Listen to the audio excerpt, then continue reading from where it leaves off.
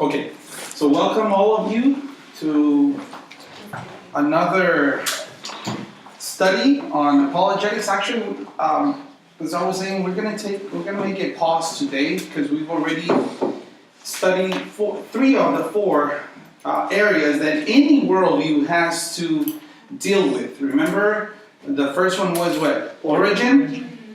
Then we dealt with morality. Then purpose, right? So what's the last one? Destiny. The reason why I want to make it pause today is because so far all these three that we've covered, one way or another, there is empirical evidence, right? I mean, creation, origin. I'm here, you're here, somehow you got here, right? So let's deal with your origin. How is it that you got here? The second one, morality. We all have to make decisions, moral decisions, right? Yeah. So we need to find out how is it that we decide what's right and what's wrong. That's very, very practical. And then the third one, purpose. Even though we don't see it, we don't see the concept, but we see it in our everyday lives, right? Everybody, one way or another, has a goal in mind, a purpose in mind, in his or her heart. So I want to stop right now and make it a little more casual today because we're going to be reading from a document that I put together, not me, I mean it's other people, but I try to put it into a simple form. And the reason why is because I think the next topic, which is destiny, nobody knows about it, right? I mean, which one of you has ever been on the other side to tell us what's going on over there? No one, right? The only one who claims to know what's on the other side is the one who claims that he came from there, from heaven. Jesus himself, right? And by the way, let me take you, because in the book of John, I want to take you to the Gospel of John, not the letters, not the epistles. Thank you. But I want to take you to the Gospel of John, because here is the thing. We have no way of knowing what's on the other side unless either we go there or we trust the one who comes from there. And this is what the Lord Jesus Christ said in John chapter 14. So I'm going to ask Jared, I'm going to start with Jared today. Jared, could you read for us John chapter 14, verses 1, 2, and 3, please? Are we all there? Good. 14, okay. 1, 2, and 3. Let not your hearts be troubled. Believe in God. Believe also in me. In my Father's house are many rooms. If it were not so, would I have told you that I go to prepare a place for you? And if I go and prepare a place for you, I will come again and will make you to myself, that where I am, you may be also. Wow. This is the one who came from heaven. This is the one who never lied. It's impossible for God to lie, right? And because he knows that this topic that we will be discussing next week about destiny is it's a thorny issue for the world. You know, when death comes, when the uncertainty of what's next comes, those of you who are nurses, who are in that medical world, you've seen it close, right? Very close and personal. Everything else stops. Family members who never visit, a mom or a dad, they suddenly stop working and they are there. You know, people who maybe haven't talked to each other for years, they reunite near the bed of someone who is dying. Because the Lord knows that our hearts will definitely be troubled at the reality of what's next.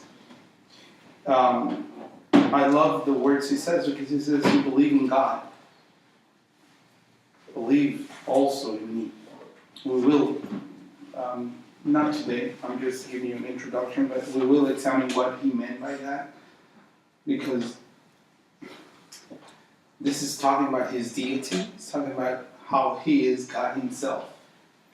And the same trust and faith that we have in the Father, we should have in him as well, because the same attributes live within himself. And he says, in my Father's house there are many dwelling places. If, I love this phrase, if it were not so, I would have told you. What does that mean? For coming from someone who does not lie, what does that mean?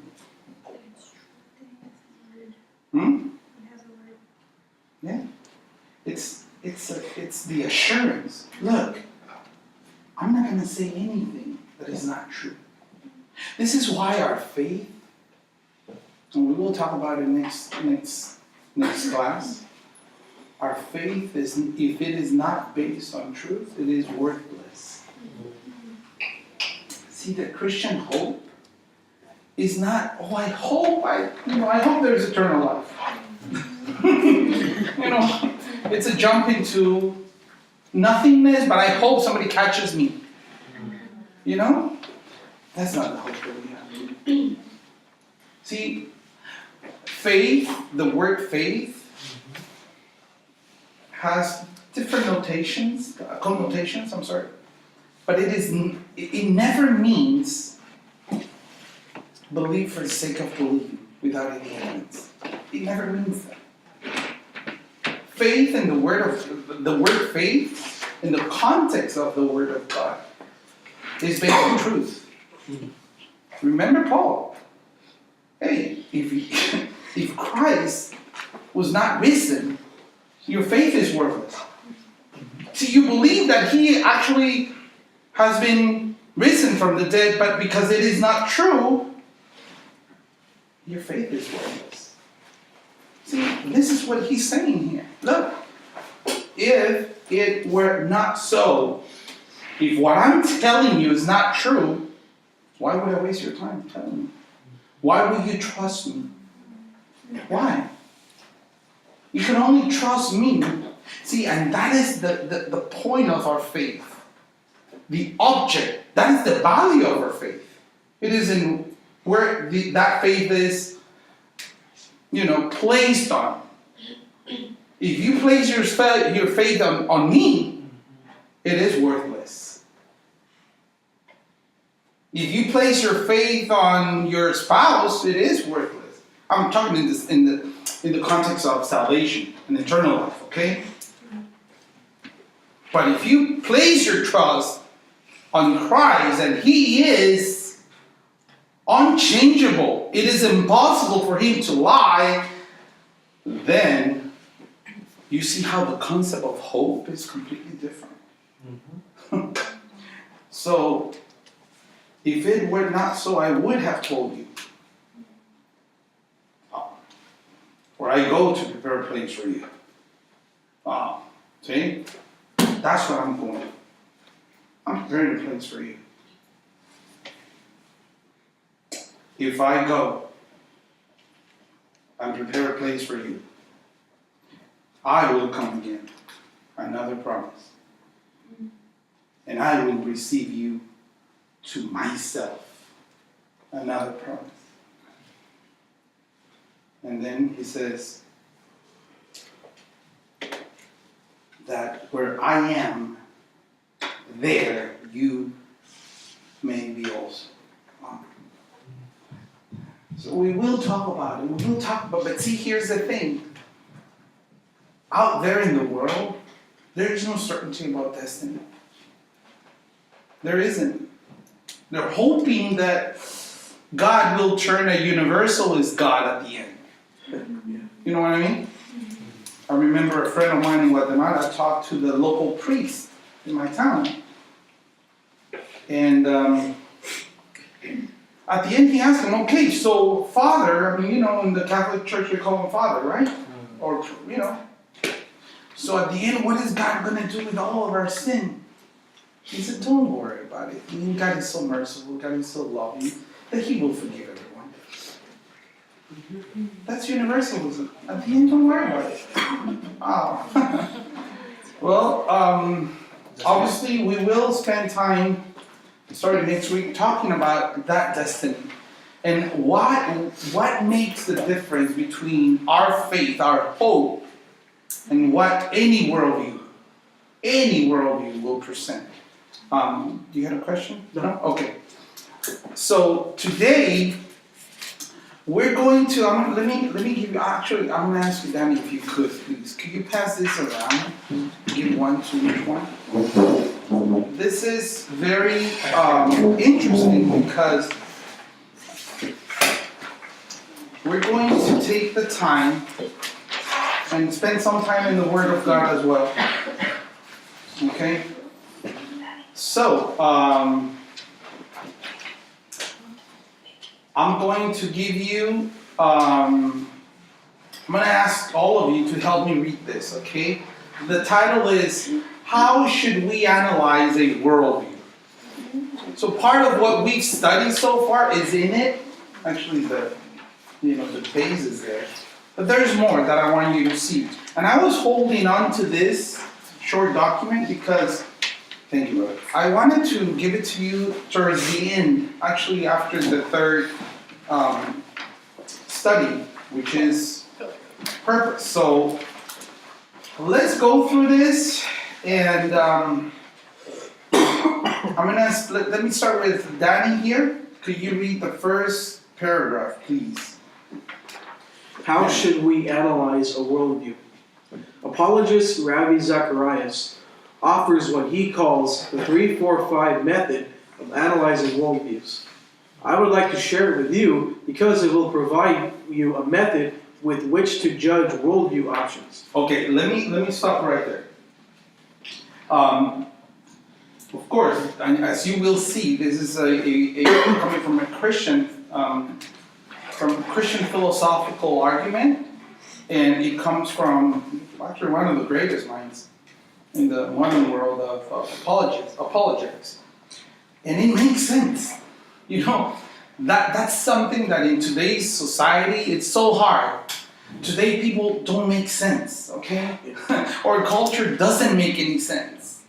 I told you before, if you go to anyone, let's say, you can take a tour to Berkeley University up north, and if you walk around and you ask the students, hey, what would you say to me if I told you that I'm a Japanese guy, with this Guatemalan accent? I'm sure most of them will say, well, if that's how you feel, yeah, you're Japanese, and like I told you before, if I tell them, well, what if I tell you that I'm a Japanese woman? And they will probably agree, because it doesn't make sense anymore. See, one of the things that is so relevant about our faith is that it makes sense. I think one of the dangers of the charismatic movement has been to ask people to turn off the light of reason. Mm-hmm. Okay? Just believe. Have faith. Just have faith. And actually, it's faith not, if you think about it, have faith on your faith. So it doesn't point to an object. It points to your faith. So if you say enough, let's say Paul is under a lot of pain right now.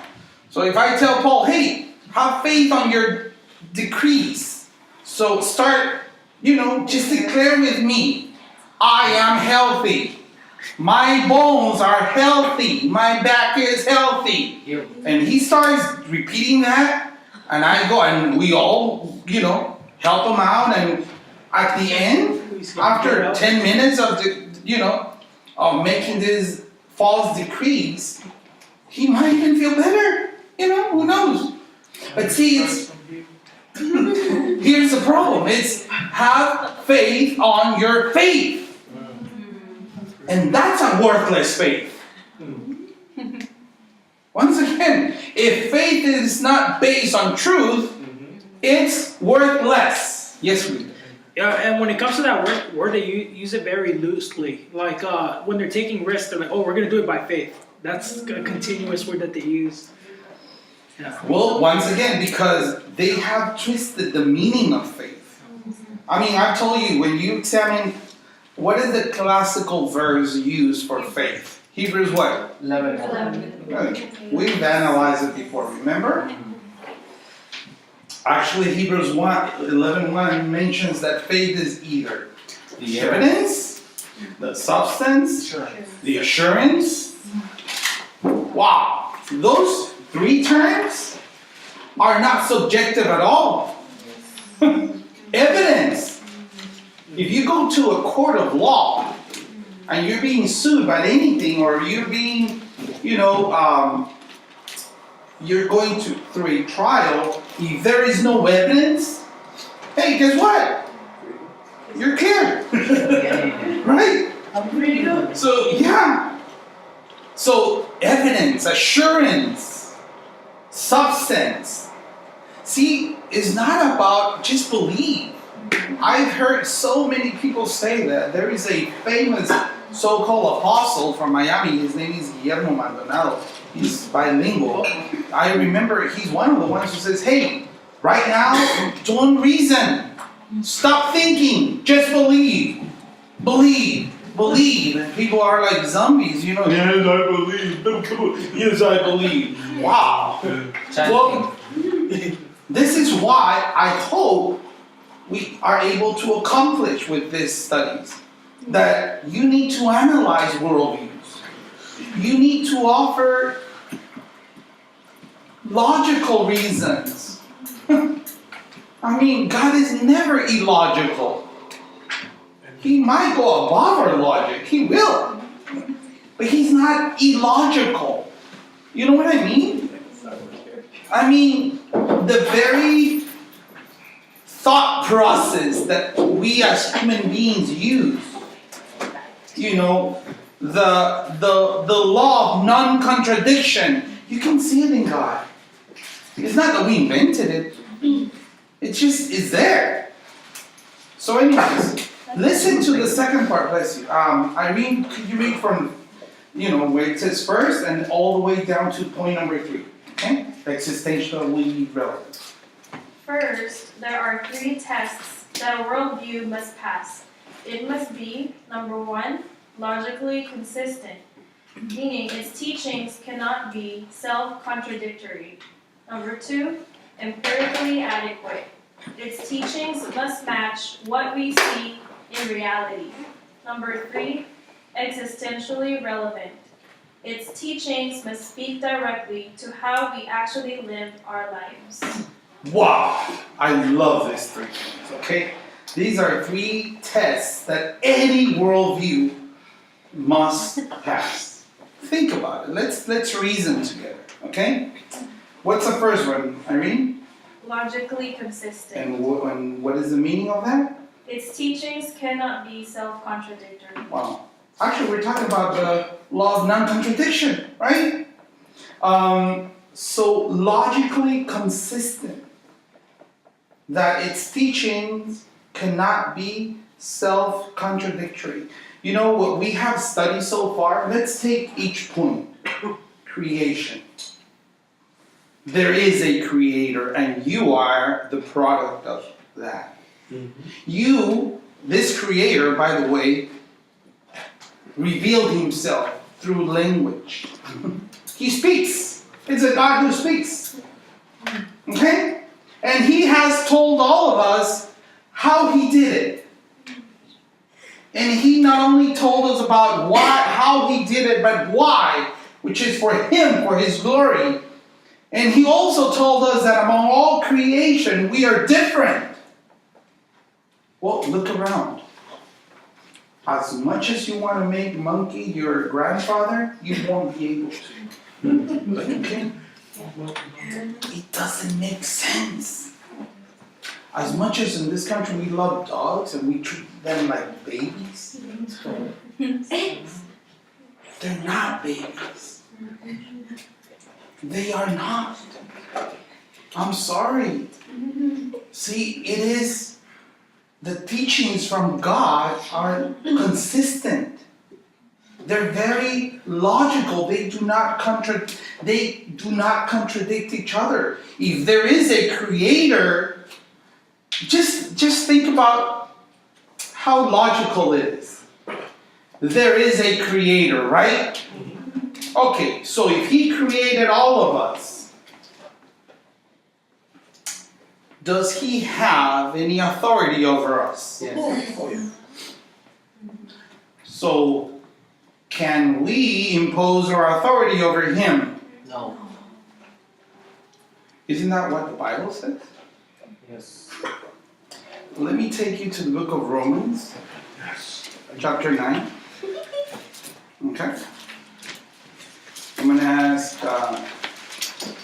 since Irene read that part, I'm going to ask Irene to read it. Irene, can you go to Romans chapter 9, please? Verses 20 and 21, please. So Romans chapter 9, verses 20 and 21. Go ahead. It says, "But who are you, O man, to answer back to God? What is molded say to its molder, why have you made me like this? Has the potter no right over the clay, out of the same lump one vessel for honorable use, and another for dishonorable use?" Okay, So let's think logically.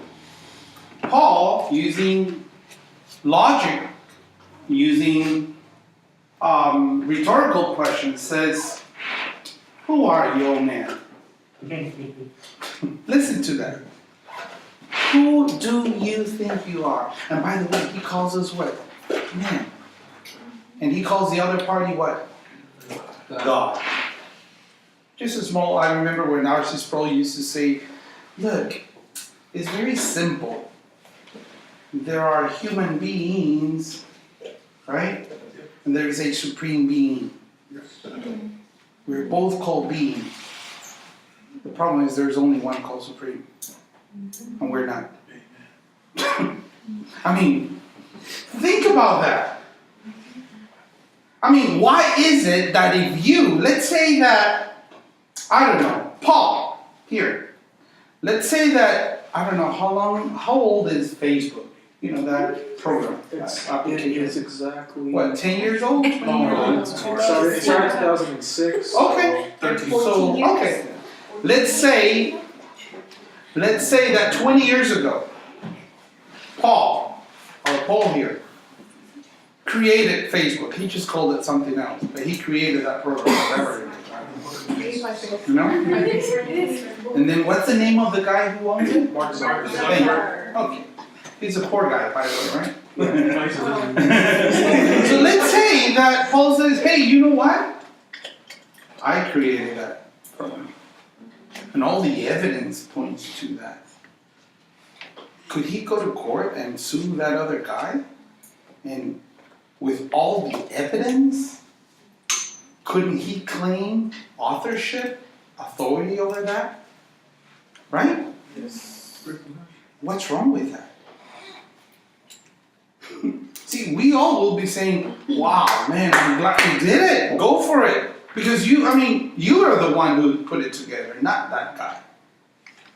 See, I would be actually happy for him. But when it comes to God, we have a big problem.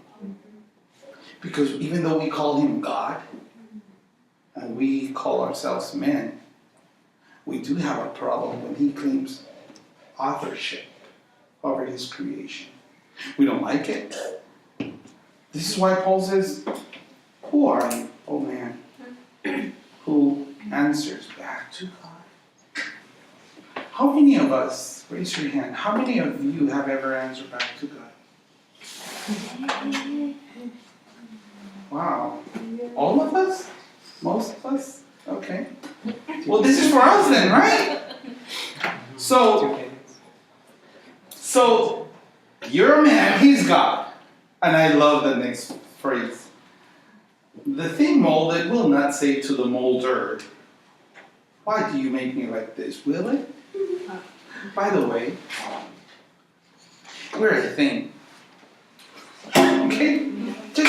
I'm sorry for, hurting your ego, but we are things created. Right? So the thing molded will not say to the what? Molder, right? I love that. Remember I told you before when I was teaching English and I was teaching the difference between employee and employer. That ER makes a big difference, okay? Yes. So you will not say to him, why did you make me like this? Will you? What is the answer? What is the logical answer to that? Let's say it. Yes or no? I'm not, oh my, you're afraid of saying it. Wait. Okay, let me repeat the question. So Paul is asking you, this is the Apostle Paul now. So all of you. So you, the thing molded, you will not say to the molder, why do you make me like this? Will you? No. So the answer is yes or no? Yes. Should. Yes? Without being saved. Yeah. No, right? Without a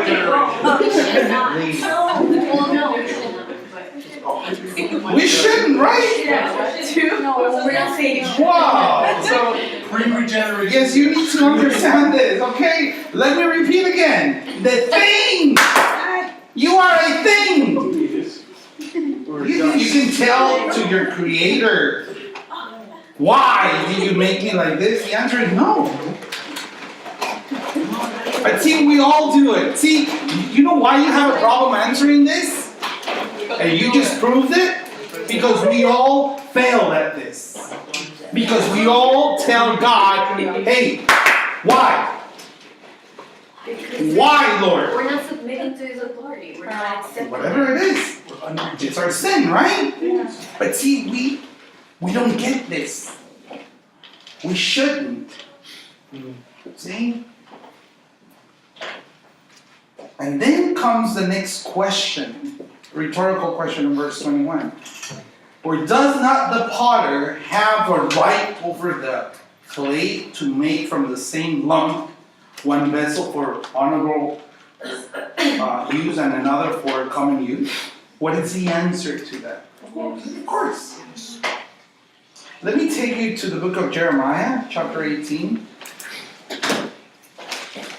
Because Paul is actually borrowing the same logic from the Old Testament. Kenneth, could you please read verses 1 through 6? Jeremiah, chapter 18, verses 1 through 6, please. Chapter 18, 1 through 6. Yeah. Okay.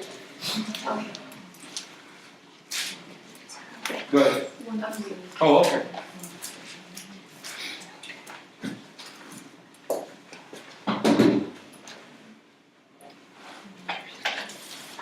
Go ahead. Go ahead, Ben. The Lord gave another message to Jeremiah.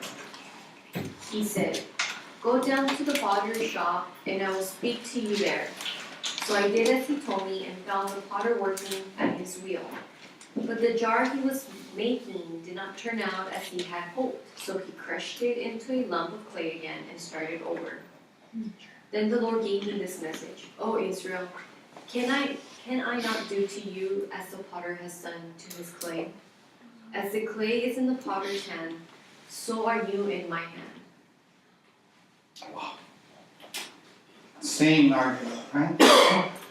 By the way, I love this because the Lord told Jeremiah, go down there to the potter's house. I will speak to you. I want to give you a message there. I would imagine how, because you see the obedience of Jeremiah, man. He goes there and I don't know if he's standing up or sitting down, but he's just watching, waiting for God to give him the message. And while he's waiting, he's watching at this potter, right? And he picks, you've seen how they do it, right? Okay, so there's the wheel, they start molding the vase, whatever form they want it. And then he realized that what he was creating was not coming out the way it was supposed to, so he crushed it. He got the clay and said, let's start all over again.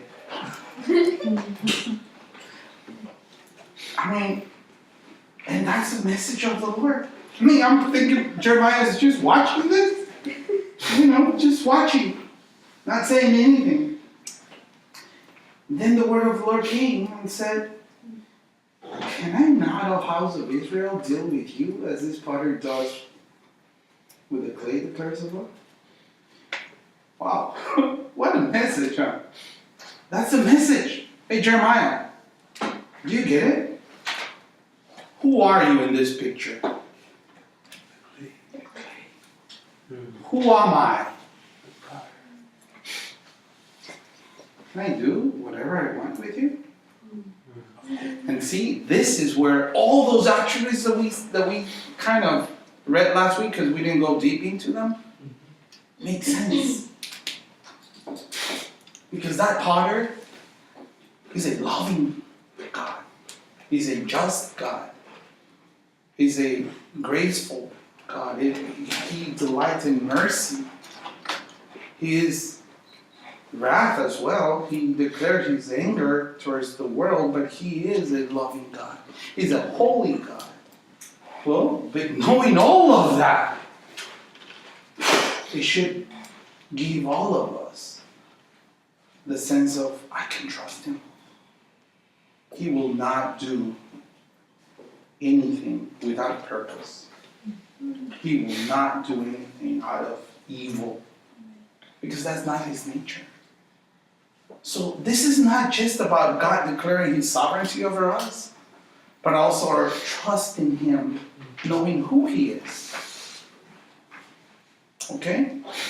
So going back to what we were reading on our document that I read, that first part, logically consistent. Let me also, I want to read something to you, okay, that I read to some of you before. And I found the quote. If you ever want to look at it, it's from the Theology of Creation by Thomas Harford. Let me read this to you, okay? And then I want to write something on the board. Because he talks about Herbert Spencer, okay? So a few years ago, I didn't know who he was. But this is, let me quote, okay? Pay close attention to this. I will send you this later if you want on the group text. Herbert Spencer, a non-Christian scientist, hailed as one worthy of many prizes in science, died in 1903. His greatest achievement was that he discovered the categories of the knowable, so something that gets to be known. He discovered it. That is to say, he determined that everything that exists fits into one of 5 categories. So let me write them for you. Okay? And I'm quoting. I haven't finished quoting. This was hailed as a massive cataloging of realities. Spencer said this: everything fits into one of these categories. Time, force, action, space, and matter. Those 5. Let me continue the quote. And was hailed, was praised by the scientific community. Okay?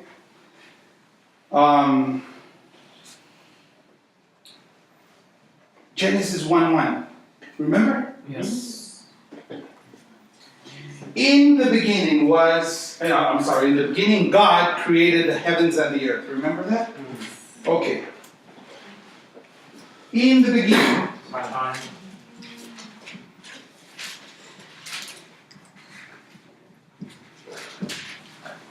Wow. Time. Right there. We're just looking at one verse, the very first verse of the Bible. In the beginning. Time. See, God, one of his attributes is that he is infinite, right? He's transcendent. See, time, space, none of these things apply to him. That's why Peter says that with the Lord 1 day is as if it is 1,000 days, 1,000 years, I'm sorry. And 1,000 years as if it was 1 day, right? Why? Because time does not affect God. It does not affect our God.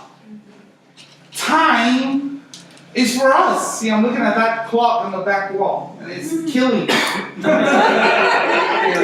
You guys put it back there for the purpose of killing me. But see, that clock is for me and for us, not for God.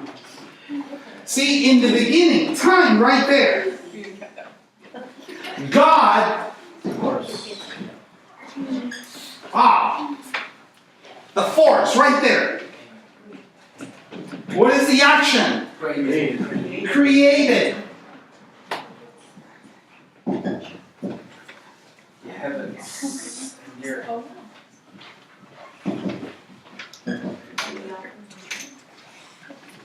Wow.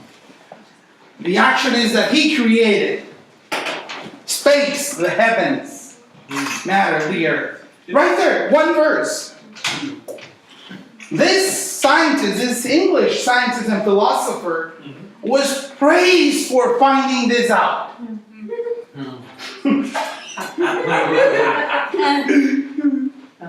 He was praised for that. All we needed to do was look at Genesis 1:1 right there. See, it is consistent. It's not that the Bible, please don't get me wrong. This is not that the Bible fits science. Everything fits the Word of God. Science submits to the Word of God. You see how logical that is? Simple, but I couldn't come up with all that. We needed a scientist to do that. You know? So when we say that every worldview has to pass through that first test, then it should be logically consistent. See, this idea that, science and the Bible, they're so opposite. When you realize that creation itself talks about who God is. Remember Romans 1? We already read that. Let's go back to it just to refresh your memories. Romans chapter 1, I'm going to ask David to read it for us. We're going to read verses 19 to 20.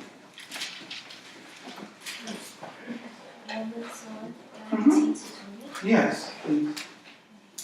For what can be known about God is plain to them, because God has shown it to them. For his invisible attributes, namely his eternal power and divine nature, have been clearly perceived ever since the creation of the world.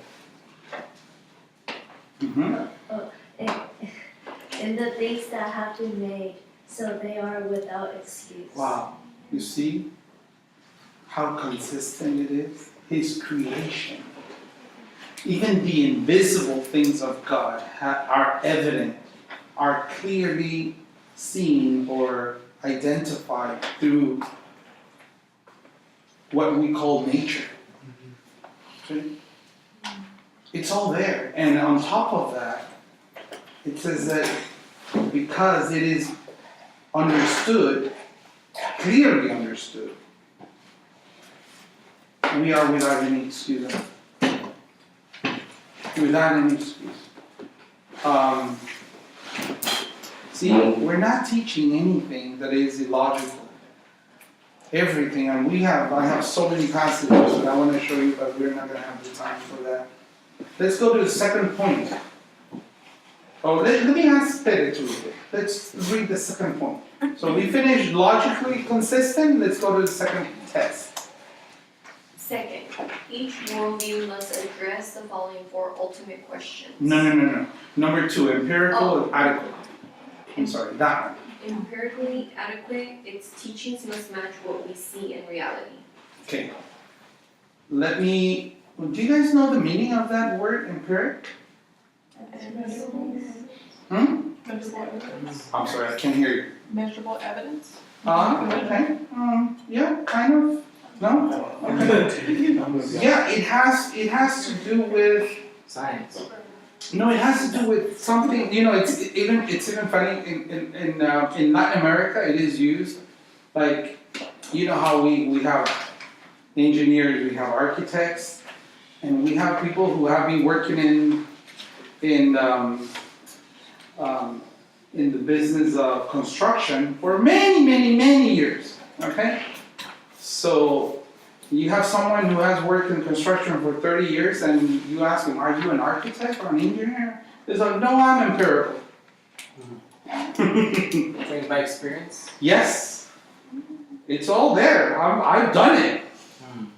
I built homes for all these years, meaning, yeah, it has to do with experience. You can actually experience it. See? That's why it says that its teachings must match what we see in reality. See, this is not about something like, it's just philosophy. No, we can actually see it. So, are the teachings of the Christian worldview empirically adequate? Yes. Wow, okay. I don't know if it was Tim Keller who said that the easiest Christian doctrine to prove to any unbeliever, do you know which one that is? Separation. That we're sinners. It is the easiest doctrine to prove empirically. Right? It's there. You can see it. Just look at yourself. But he says, at the same time, it is the most defended by these people. Yes. They do not want, they don't see it. See, isn't that amazing that when you ask someone, when you tell someone, you're a sinner, they come back saying, I'm not as bad as others. Well, I'm not perfect, but who are you to judge me? Immediately we defend something that is so evident. It's right there. So are the teachings, this is where I get lost with this culture, to be honest with you. Because today, it doesn't make sense that people, like I told you earlier today that tomorrow there's going to be a movie coming out called Unplanned. And it is based on the true story of a girl that worked for Planned Parenthood for 8 years. She became the youngest director of Planned Parenthood and then one day, she witnessed an abortion. And because she was attending church and because there was people praying for her outside of the clinic, her views changed. Her heart turned around. And she went into a battle against Planned Parenthood. But here's the kick. It's in Hollywood, rated at R. Imagine, I mean, you can go ahead and have an abortion, without your parents, consent. But you need their consent to watch a movie about it. Yeah. See, empirically, it doesn't make sense. I mean, we talk about, hey, I have values, but I will not tell you if you're a man and you want to become a woman, who am I to tell you, anything? But I do have values. Well, when we talk about empirical adequate, we're talking about that the teachings must match what we see in reality, okay? Let me give you just 2 examples of that. God, we've seen that God is our creator, right? He is not only the creator, but he's also the one who determines what's right and what's wrong, right? And he's also the one who has given us a purpose or a meaning. And eventually, like we will look into it next week, he will reveal our destiny. We already read Romans chapter 1. We already saw that through the creation. Let's talk about the fall of man. This is another empirical evidence of the Christian worldview. And that's why I wanted to talk about the fall of man, our sinfulness. Remember Genesis? We already went through Genesis. I'm not going to make you go there. Genesis chapter 3. We saw what had happened there, right? What happened between Satan and Eve. That dialogue between them. The lies that she believed. The Bible declares that we're sinners. From that moment. I mean, after that, from Genesis all the way to Revelation, you will see God's redemptive work on men.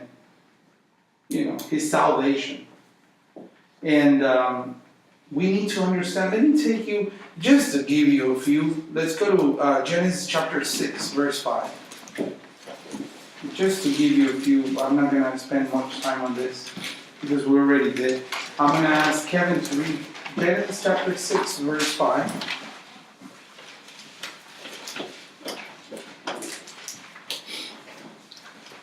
Genesis 6. See, because the Bible, waiting for the ones to get there, the Bible declares that we're sinners.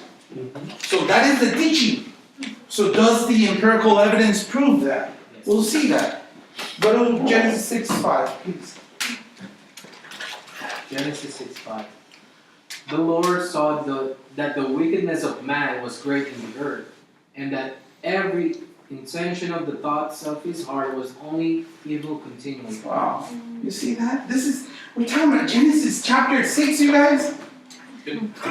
We're not talking about the United States 2019. This is nothing new. Nothing new. See? God saw. He already knew the wickedness of man. He knew and he saw how great it was on all the earth, and that I love this, every what? Intention or of the thought, every inclination, every intention, every intent of the thoughts of his heart. Listen to that, please. It's not even the action. It's not even the action. He's not pointing to the action here. He's pointing to what you and I cannot see. And that only God can see. And way back in Genesis 6, all of us were corrupted already. Like Genesis 5, remember Genesis 5? Go back to Genesis 5. Paul, can you read verses 1, 2, and 3, please? When God created mankind, He made them in the likeness of God. He created them male and female and blessed them. And He named them mankind when they were created. Okay, can you stop? Is that true? Yeah, right? It's from Genesis. Okay, good. So something happened. The fall, right? Yes. Let's see what else the Bible declares in verse 3. When Adam had lived 130 years, he had a son in his own likeness, in his own image, and they named him Seth. Wow. You see the difference? Now the likeness and the image is of whom? Man. Of Adam. Of which Adam? The fallen Adam. The corrupted Adam. The sinner. So guess what? All of us, we look like him. You see the likeness between all of us and him? It's there. Go to Tabitha. Could you go to Psalm 53, please? Psalm 53. Could you read verses 1, 2, and 3, please?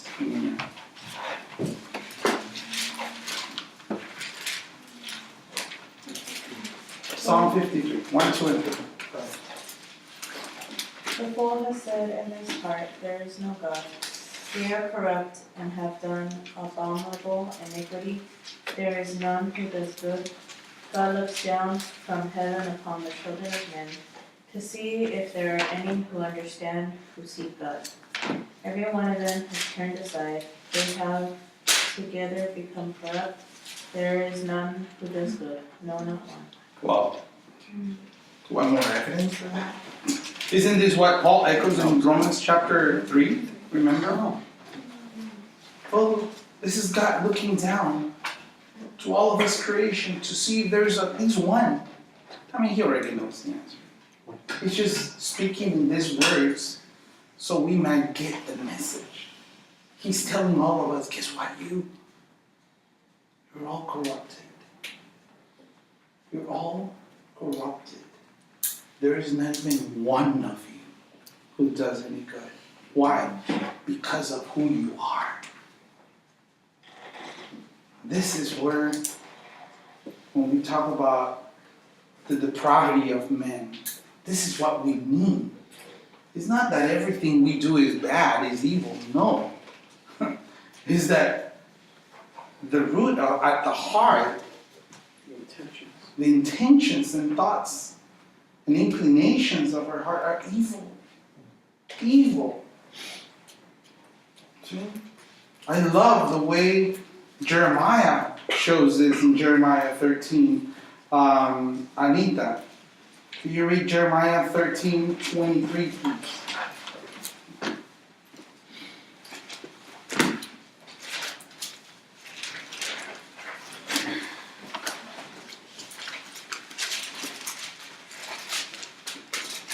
Listen to it. And by the way, so you can see that Paul is not the only one using a logical argument through rhetorical questions. Jeremiah 13:23. Okay? Anita? Jeremiah 13:23. Can an Ethiopian change his skin, or the leopard his spots? Then also you can do good, who are accustomed to do evil. Wow. What is the first question? Can the Ethiopian change his skin? Who was an Ethiopian? Someone with dark skin, right? So the answer is no. Okay. How about what's the second question? The leopard can't change his spots. Can he say, you know what, I'm gonna be like that lion over there, I'm gonna take this off. I'm gonna take off my spots, the spots all over my fur. Can he do that? Okay, so on the same line of thought, can you do good when you're inclined to do evil? You see the point? I mean, simple verse. Then you also. See, that also means you as the Ethiopian, as the leopard, can you change? No. Wow. Look at Isaiah chapter 1. Alice. Look at Isaiah 1. We're not going to look at everything, but let's just read verse 6. I think that should cover everything.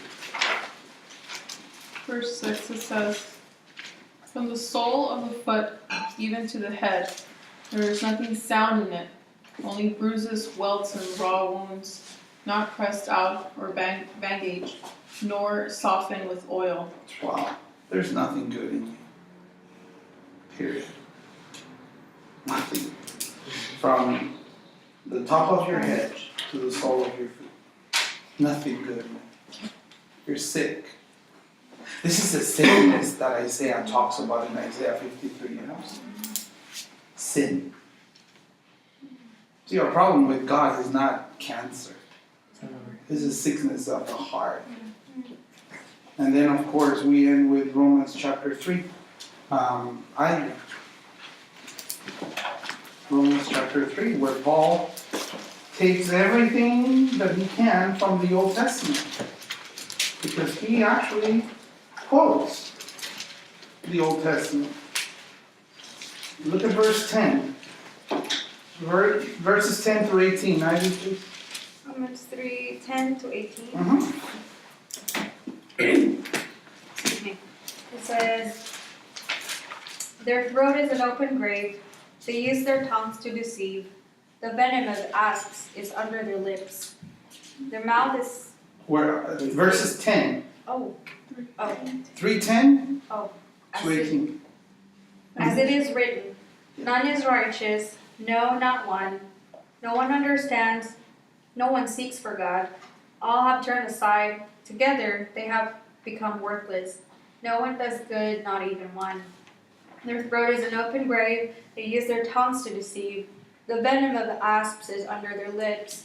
Their mouth is full of curses and bitterness. Their feet are swift to shed blood, and their paths are ruin and misery. And the way of peace they have not known. There is no fear of God before their eyes." Let me tell you something very clear. Paul here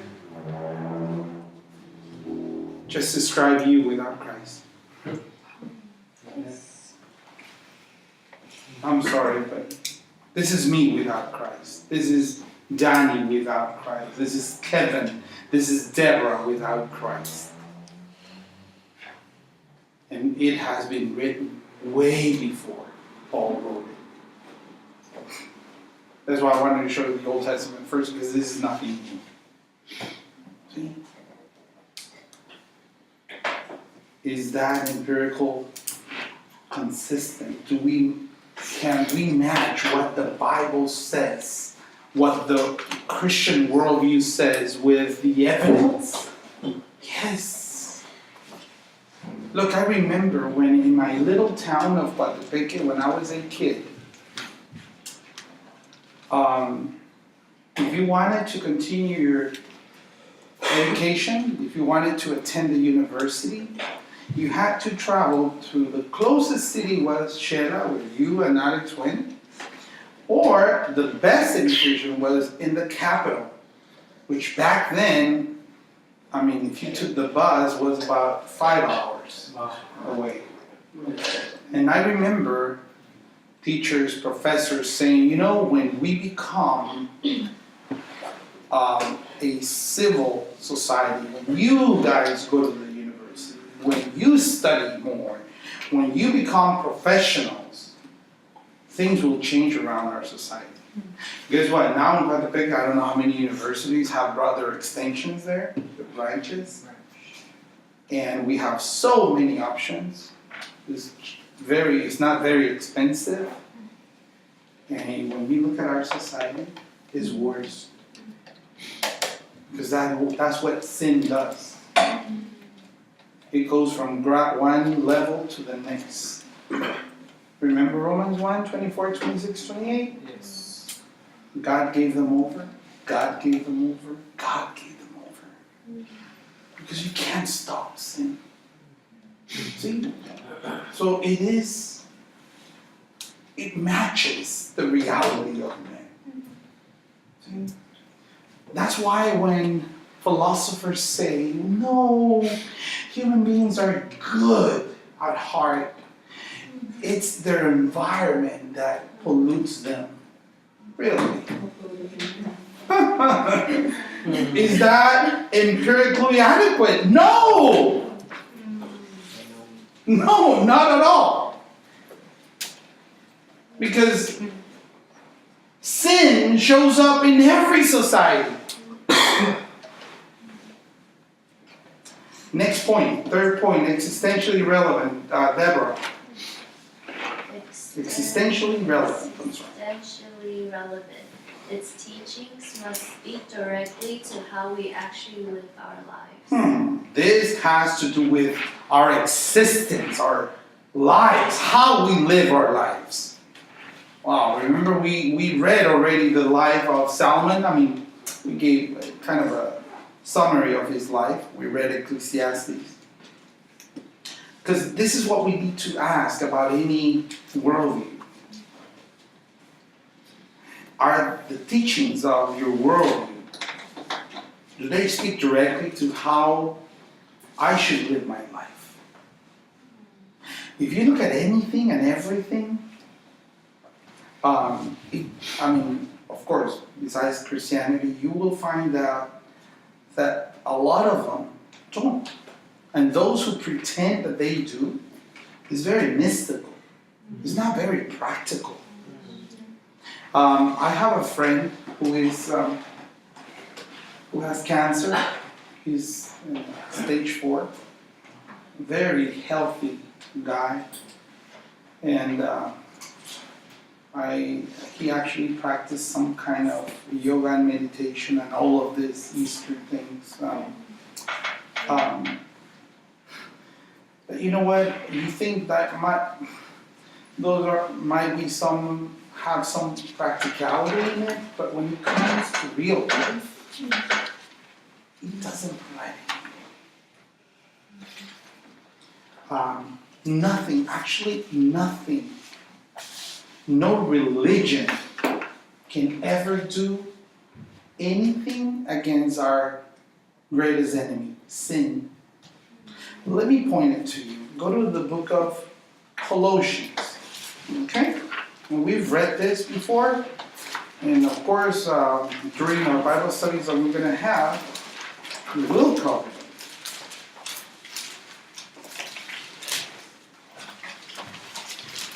So, let me show you, because usually those worldviews that give any existential relevancy to our lives are those who, one way or another, give you some kind of morality, okay? Bless you. See, atheism, kind of, you're on your own, so it really doesn't provide anything for your existence. But any worldview that claims to have some kind of morality in it, I mean, we're talking about Buddhism, we're talking about Muslims, we're talking about Mormonism, we're talking about Jehovah's Witnesses, we're talking about Christian Science, we're talking about Unitarians, we're talking about all of these, right? Mm-hmm. There's one thing they can't do. And only the Christian worldview deals with it in a practical way. Look at Colossians chapter 2. Julio. Verses 20 to 23. Okay, this is the word of God. If with Christ you died to the elemental spirits of the world. Wait, go easier, please. Because there are some words that are very important. Can you start again? If with Christ you died to the elemental spirits of the world. To the what? Elemental spirits. Elemental spirits. Okay, go ahead. Why, as if you were still alive in the world, do you submit to regulations? Do not handle, do not taste, do not touch, referring to things that all perish as they are used, according to human precepts and teachings. These have indeed an appearance of wisdom in promoting self-made religion and asceticism and severity to the body, but they are of no value in stopping the indulgence of the flesh. The indulgence of? The flesh. Wow. You see, any religion that claims to have any power in it to help you overcome those fleshy desires of your heart.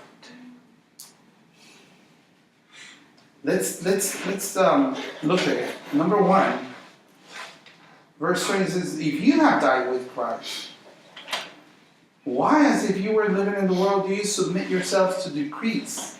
By the way, decrees of men. And he gives us examples, such as what?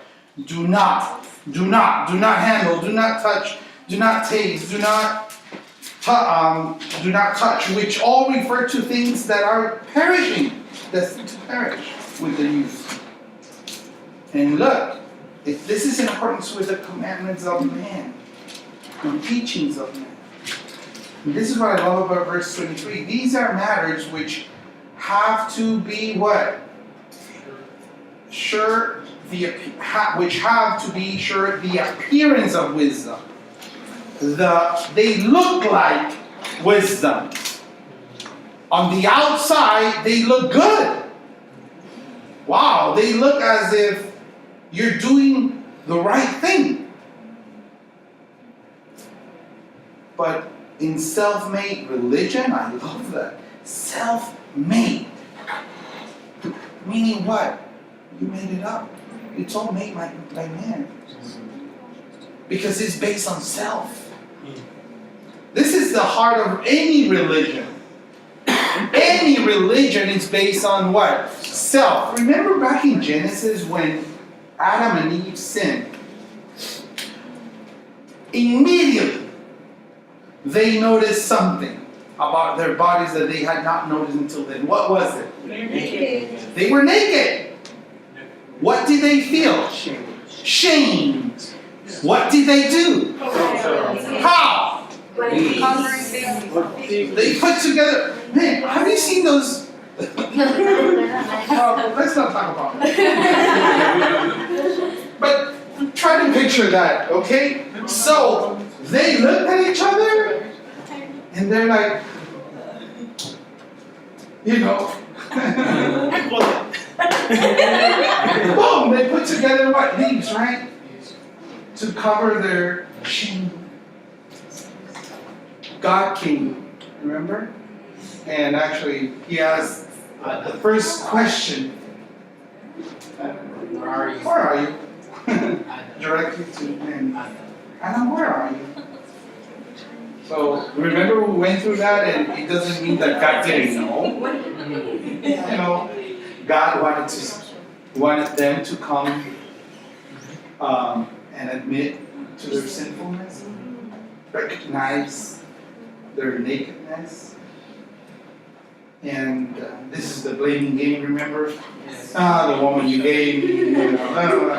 Anyway. Do you remember what God did? Because they had those leaves covering them, right? Do you remember what God did? Sacrifice an animal to make clothing. He sacrificed. He took the skin of animal. Yes. Of an animal. He made the garment to cover their nakedness. That's the first time you're looking at the birth of false religion, self-made. Remember, oh, I'm going to cover myself. That's what self-religion does. I'm going to cover my sinfulness. God has to come in. God has to get involved. God has to sacrifice someone for you. God has to kill. God has to shed blood. The pattern repeats itself in Christ. Same God provided the sacrifice, provided the means, shed the blood, and was finally satisfied. His wrath was appeased. Religion, which is self-made, cannot do that. It does not have the power. That's what Paul is saying here. See, you could do all these things on your own. Whatever worldview you want. Okay? It will look like wisdom. It will have the appearance of wisdom. It is self-made, self-abasement, goes even to the point of severe treatment of the body. But, all those three letters together. B-U-T. That's like, oh no, so you're telling me that all of this is, you're coming with the other side with the contradiction to it? Yes, but are of no value. Wow, they are worthless.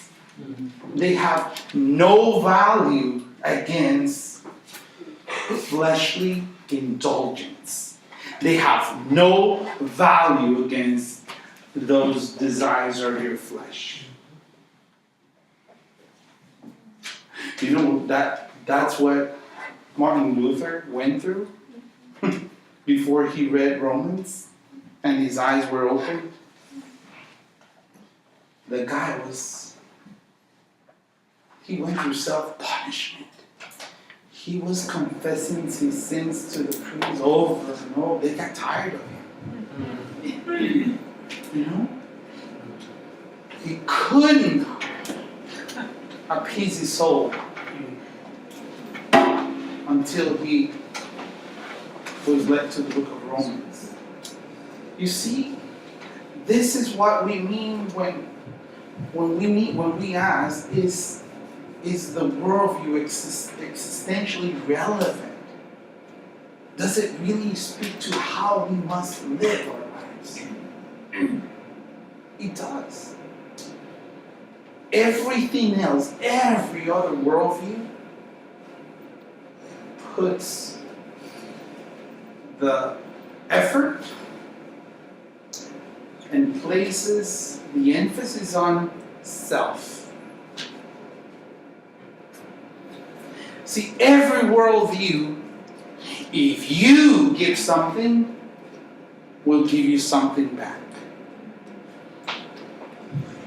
The Christian worldview is the only one where God Himself becomes a man, gives His life for you, sheds His blood for you, and at the end He says, my life for yours. That's the author of the Christian world. It is logically consistent. It is empirically adequate. And it is existentially relevant. Next week we're going to continue with the rest of it. So we're going to go to the Lord in prayer tonight as well.